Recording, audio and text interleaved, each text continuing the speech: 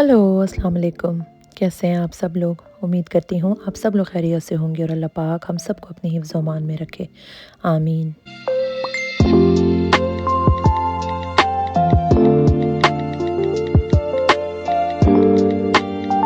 अगर आपको भी मेरी तरह घर में रहना और उसको साफ़ रखना अच्छा लगता है, चाहे जगह छोटी हो या बड़ी, उसको साफ़ करना और जहाँ तक मुमकिन हो सके उसको डेकोरेट करना अगर अच्छा लगता है, तो definitely you are at the right place.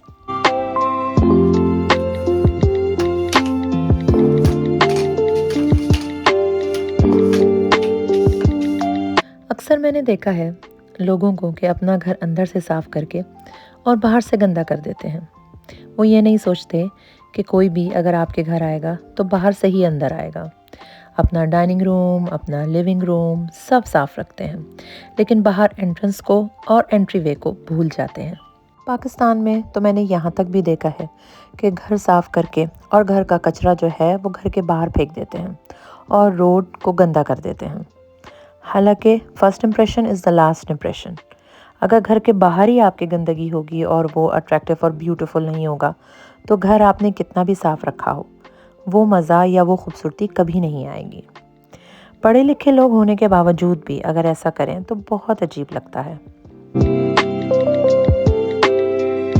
अपने घर के साथ साथ अपनी गली और अपने इलाके को भी ओन करें। यहाँ जो आप हर तरफ सफाई और खूबसूरती देखते हैं, वो इसीलिए हैं कि लोग सिर्फ अपने घर को ही साफ नहीं रखते, बल्कि अपने इलाके, अपनी गली और अपने शहर को भी साफ रखते हैं। और उनकी कोशिश होती है कि वो हर जगह जहाँ कहीं भी जाएं, वहाँ पर जाकर सफाई का ख़ास ख्याल रखें। और हम लोग जो अपने मुल्क में जाकर अपने शहर, अपना इलाका और अपनी गली को गंदा कर देते हैं, लेकिन जब यहाँ आते हैं तो उसी तरह सफाई का ख्याल रखते हैं।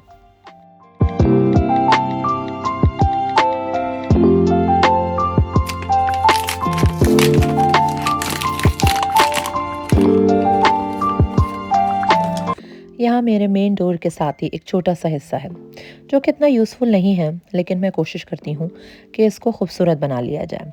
इसकी यहाँ की सफाई करती रहती हूँ क्योंकि ये सबसे पहले गंदा हो जाता है। यहाँ पौधे रख देती हूँ और जो कद चल भी जाते हैं, क्योंकि जब दरवाज़ा खुलता है तो वहाँ से रोशनी और धूप आती है। तो बस मैं यहाँ का सफाई करके, वैक्यूम करके और उसको थोड़ा सा सजाने की कोशिश कर रही हूँ, ताकि अगर कोई भी जब भी हमारे घर आए तो घुसते ही उसको अच्छा लगे।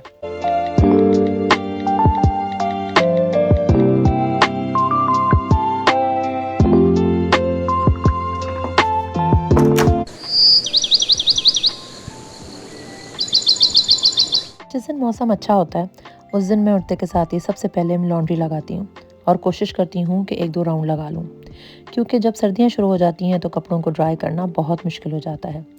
और अगर मौसम अच्छा हो, बाहर डाल दो तो 2-3 राउंड के कपड़े आराम से ड्राई हो जाते हैं।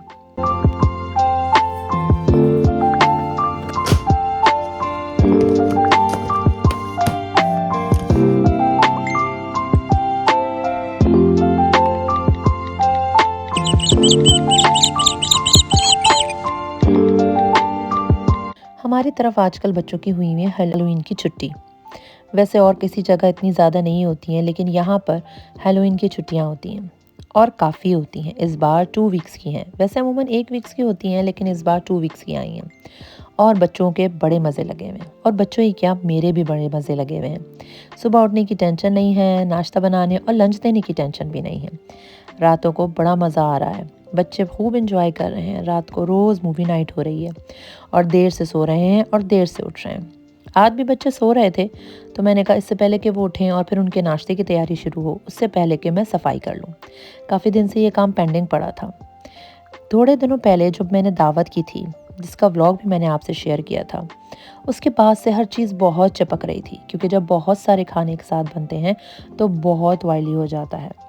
तो आज मुझे मौका अच्छा मिला, बच्चे सो रहे थे और मैंने कहा सबसे पहले सफाई कर ली जाए और उसके बाद फिर कोई और काम शुरू किया जाए।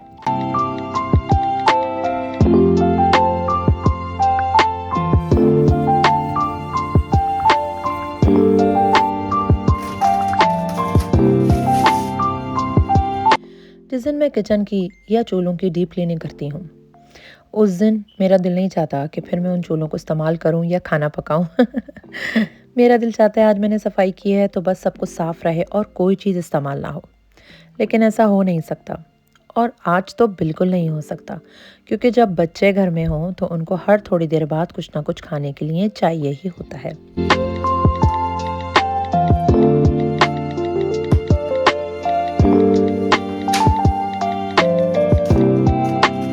मैं अपने ओवन की लिड पे और एग्जॉस्ट पे क्लिंग फॉयल चढ़ा के रखती हूँ, क्योंकि हमारे खाने इस तरह के होते हैं जिसमें बहुत ज़्यादा ऑयल इस्तेमाल होता है, जिसकी वजह से सारी चीज़ें बहुत ज़्यादा ग्रीसी हो जाती हैं।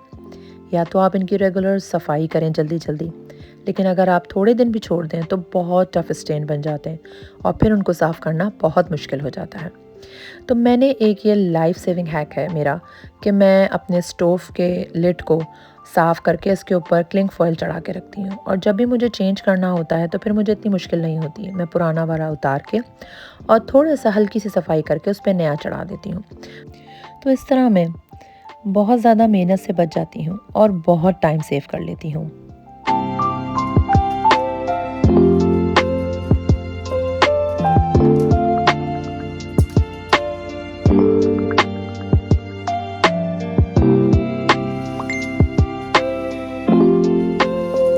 जिम्मेदारियाँ जब सर पे पड़ती हैं तो अच्छों अच्छों के होश ठिकाने आ जाते हैं। शादी से पहले जब हर जिम्मेदारी से आज़ाद होते हैं और बस पढ़ाई करना होता है और किसी तरफ कोई तवज्जो नहीं होती, अम्मी घर में क्या काम कर रही हैं और कहाँ की सफाई कर रही हैं, कुछ होश ही नहीं होता और ना ही किसी चीज़ का एहसास होता है।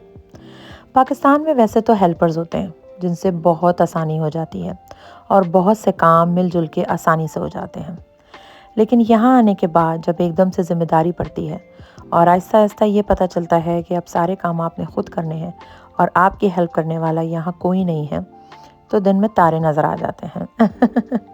सारे काम आहिस्ता आहिस्ता खुद करने की आदत पड़ जाती है और हर चीज़ का ख्याल रखना पड़ता है। इस वक्त फिर ख्याल आता है कि हमारी अम्मी कितने काम करती थीं और कितनी चीज़ों की सफाई रखती थीं जिन चीज़ों का हम एहसास भी नहीं करते थे।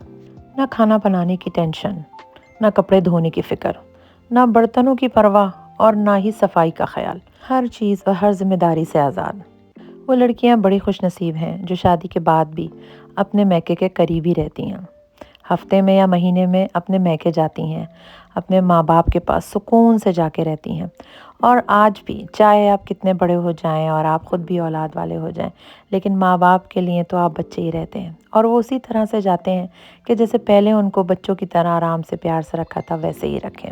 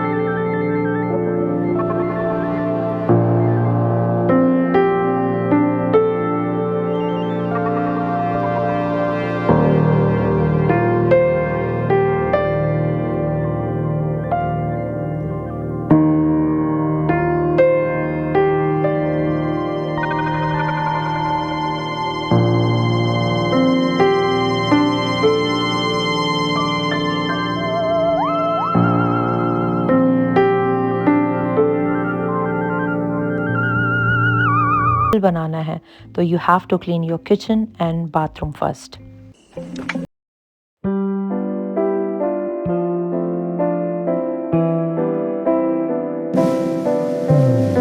कि साफ घर वो होता है कि अचानक अगर आपके घर कोई मेहमान आ जाए तो आपको भाग दौड़ ना करना पड़े और भाग भाग के घर की सफाई करनी पड़ जाए। असल साफ सुथरा घर वो होता है कि अगर अचानक भी आपके घर गेस्ट आ जाएं तो आपको कोई टेंशन ना हो और आप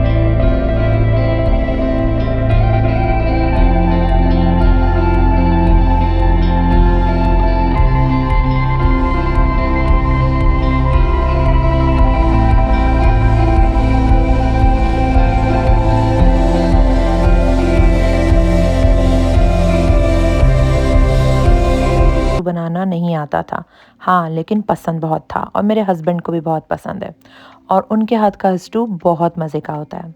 तो बस फिर मैंने उनसे रेसिपी लेकर फिर बना।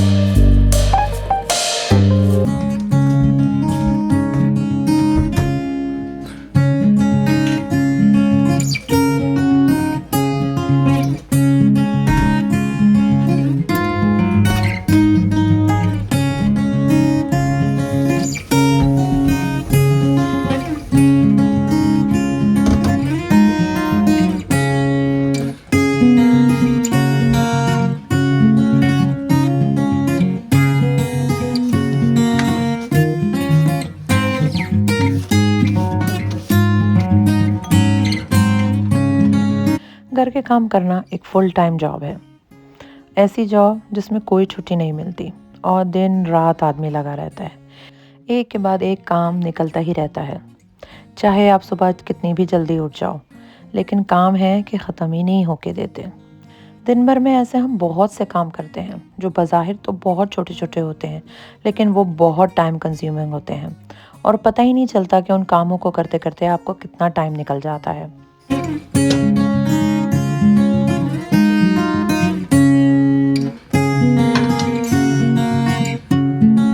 यहाँ मेरा शीशा जो मैंने स्प्रे करके रखा था वो ड्राई हो गया है और अब मैं इसका जो मैंने बीच में पेपर लगाया था वो मैं हटा दूँगी और फिर मैं इसको हैंग करूँगी।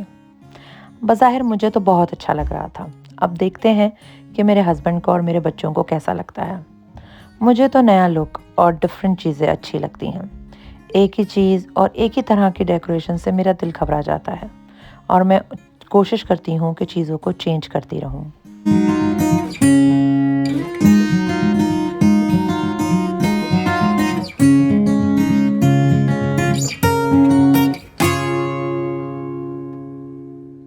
सर्दियों की सबसे अच्छी बात जो मुझे लगती है वो है कॉफ़ी। कॉफ़ी मुझे बहुत पसंद है और सर्दियों में बहुत मज़ा आता है जब आपको सख्त सर्दी हो और आप कंबल में घुस के कॉफ़ी पियो, उसकी बात ही अलग है। बाहर निकलने से ज़्यादा घर में मज़ा आता है और कॉफ़ी पियो और नेटफ्लिक्स देखो, बड़ा ही मज़ा आता है। मैंने सोचा थोड़ा सा ब्रेक लूँ और कॉफ़ी एंजॉय करूँ। तो यहाँ मैं थोड़ी सी देर बैठ के अपने फेवरेट व्लॉग्स देखूँगी और कॉफ़ी को करूँगी एंजॉय।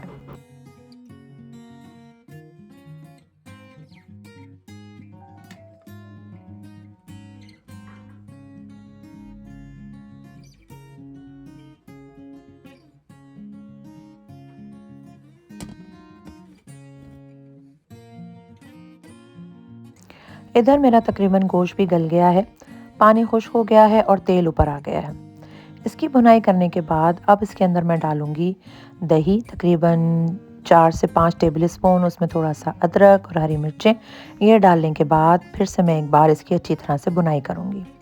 जब ये अच्छी तरह से भुन जाएगा तो बस खाना तैयार हो जाएगा। और अब आप यहाँ देखें कि ये अच्छी तरह से भुन गया है और तेल ऊपर आ गया है। बस अब इसको मैं अदरक और हरी मिर्चों से गार्निश करूँगी और मेरा मज़ेदार स्टू तैयार है। और यहाँ मैं अपना व्लॉग भी ख़त्म करती हूँ।